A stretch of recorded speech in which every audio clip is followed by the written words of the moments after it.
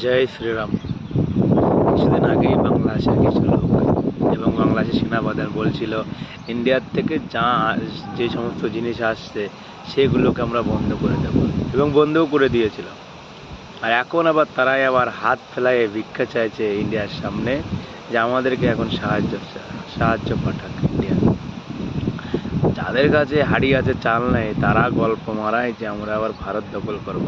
ভারতের কোনো জিনিস আমাদের দেশে যেন কোনো দোকানে রাখা না হয়। এরকম অনেক ভিডিও আমরা দেখেছি যে ভারতের জিনিস যে সমস্ত দোকানে আছে তাদেরকে যে বলছে চাচা এগুলো আপনারা দোকানে রাখবেন না, ভারতের জিনিস এগুলো আপনারা বিক্রি করবেন না, আমাদের দেশে যে সমস্ত জিনিস আছে সেগুলোই আপনারা বিক্রি করুন। তোদের কাছে আছে কি যে তোরা বিক্রি করবি? ভারতের কাছ থেকে যদি কিছু না নিস তোদের তো পেটের ভাত হজম হয় না। সকালে উঠতি বসতি সবসময় ভারতের নিন্দা করিস, আবার ভারতের